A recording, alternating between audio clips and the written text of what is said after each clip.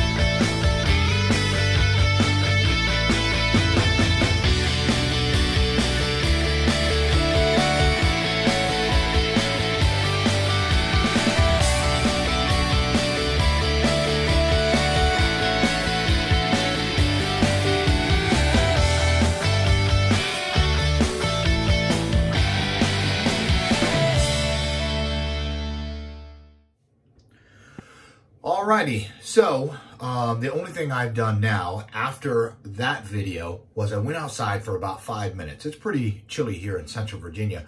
I just tweaked it a tiny bit. So once again, Sudden Death from Death Grip Wax and Vintage Grooming is a room temperature, no heat, strong wax.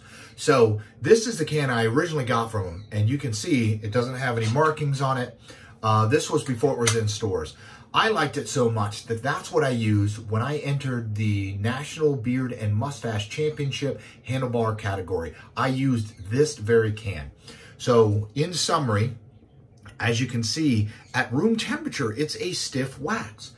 What I do, I take some out and I change the consistency of it by how much I rub. The more I rub, the softer and more pliable it's going to get. I usually put that through my mustache, and then once I get the basic shaping, what I'll do is I'll let it set for a little bit and come back to that consistency, which is at room temperature. Then what I do is I take the very same Sudden Death wax, get a little bit more. Now, as you can see, I only do a little bit. So it's a thicker consistency, and that's what I go back through in on the ends, on the curls, and I'll hold it kind of like this, and I'll just kind of keep rubbing it through just gently. I make sure this hand is clean because I don't want it sticking as I'm rubbing, and as I pull away, it separates the mustache. So I am Bob, and this of course is Elliot Norris, my mustache. Today was Sudden Death by Death Grip and Vintage Grooming. I hope you have a wonderfully bearded day.